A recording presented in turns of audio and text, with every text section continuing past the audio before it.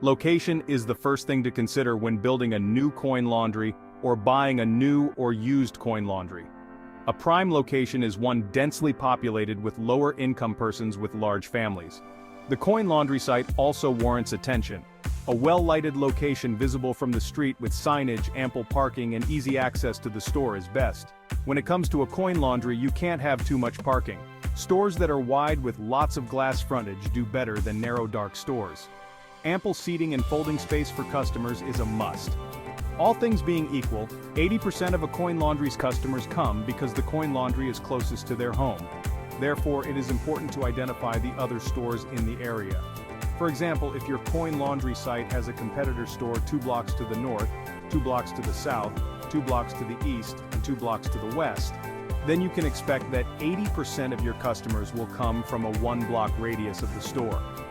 Many coin laundry developers are happy to bring about the most recent demographic study, showing the population within 5 miles of their new store. But in high-density urban areas, the relevant market area is measured in terms of blocks, not miles.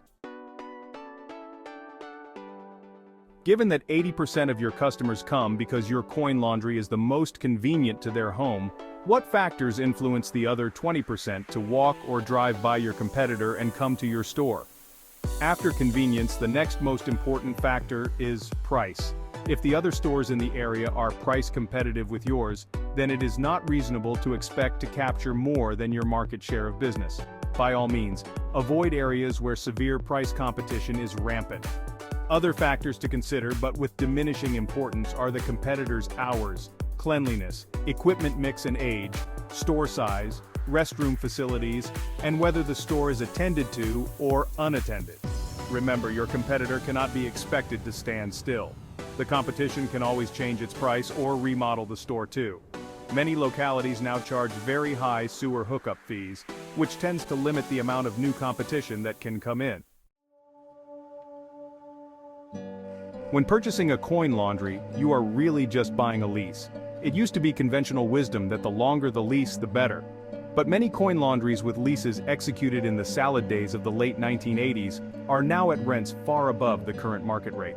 Modern wisdom now dictates that a relatively shorter-term lease with several renewal options is more prudent. Leases should have a reasonable ceiling against cost of living increases. The lease should also allow the store owner the ability to generate ancillary income from vending machines, laundry product sales, and food. Retain your rights to sell your business without the approval of the landlord. If the landlord refuses to grant this right, then insist that the landlord's consent to an assignment of the lease shall not be unreasonably withheld or delayed. Most shopping center leases require the tenant to pay its share of common area and maintenance expenses, or CAM. In some shopping centers, this could add 60 cents per square foot per month to the base rent. Be sure to inquire about what the CAM charges are before signing the lease, and ask for the right to examine the CAM charges for which you are being billed. Have your lease reviewed by your attorney. The mix of equipment in the coin laundry is important. Generally speaking, larger washers are more efficient per pound of wash. Therefore, profit margins are higher on the larger front loaders than the single-load top loaders.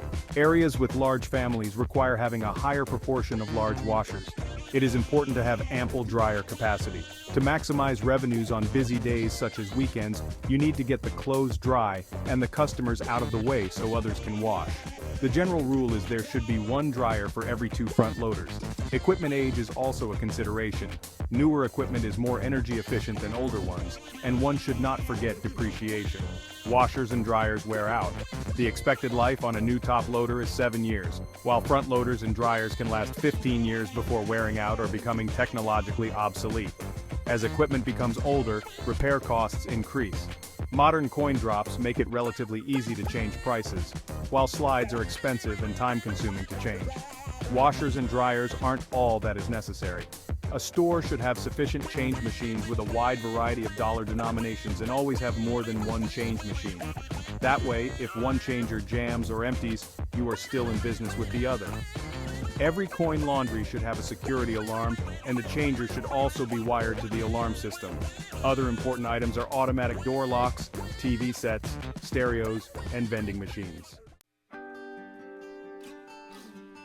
Buying a new store is more problematic than purchasing an existing store. With no operating history, a new store is riskier. For a new store, review the seller's pro forma cash flow and compare the line items to the sample in this section. Get an explanation for any line items that may be missing or out of line. Equipment wears out and needs to be replaced, yet we have never seen a line item for depreciation on a listing sheet.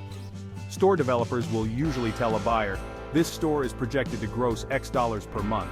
Yet the purchase contract usually states, seller has made no representations as to the revenues. Don't let the developer talk out both sides of the mouth. If revenue representations have been made, then get them into the contract and negotiate a method to adjust the price down if the actual revenues don't pan out. If buying from a developer, restrict the developer's right to build another store within a reasonable radius of your store for a period of 3 years. A new store should have a warranty on the equipment from the manufacturer and a warranty from the developer for construction defects. For an existing coin laundry, get the seller's representation as to the actual revenue written into the purchase contract. You also need to independently verify income through test of water bills and seller's records. Ask to see all the utility bills for the past 6 months. Is the usage trending up or down? Do some test collections with the seller before closing the purchase. Use an experienced escrow company and always insist on a Bulk Sales Act filing.